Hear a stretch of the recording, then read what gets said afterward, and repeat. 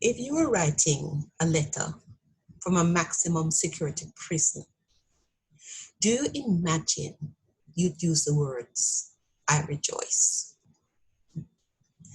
The Apostle Paul used these very words, I rejoice, in writing to the church at Colossus from a Roman prison. Our text today is taken from Colossians 1:24-26, in which Paul writes in his letter to the Colossians from prison these words. Now, I rejoice in what I'm suffering for you, and I'm filling up in my flesh what is still lacking in regards to Christ's afflictions for the sake of his body, which is the church. I have become its servant by the commission God gave me to present to you the word of God in its fullness. That is the mystery which has been hidden from the past ages, generations, but has now been manifested to his saints.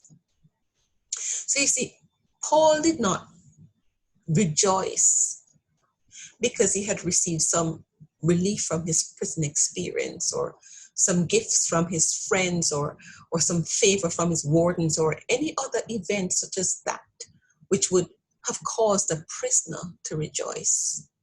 Paul instead rejoiced in his suffering. How could this be? Why did Paul rejoice? Because he suffered.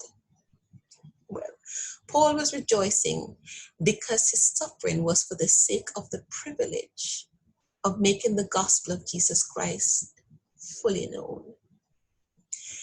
This gospel, this treasure that had been hidden from the foundations of the earth, Paul considered to be more valuable than any earthly suffering that he might undergo in his body, so that he could deliver this treasure to the church.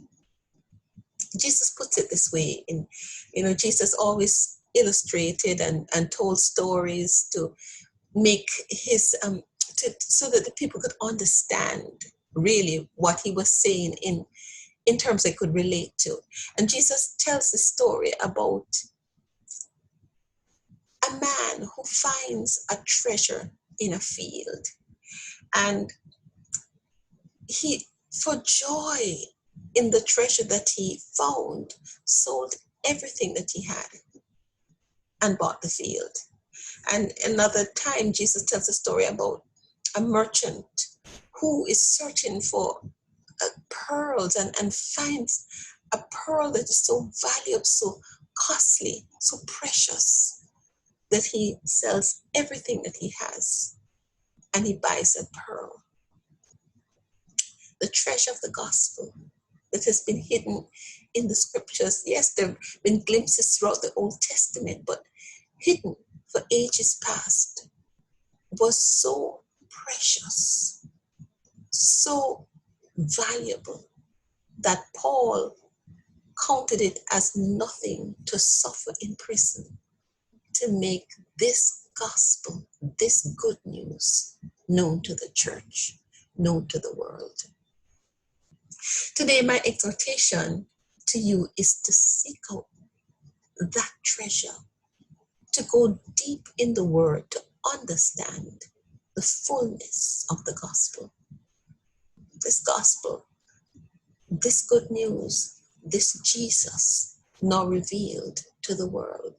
Take time to get to know Jesus through the gospel, through the word, who Paul thought it nothing to suffer in prison to make known to you.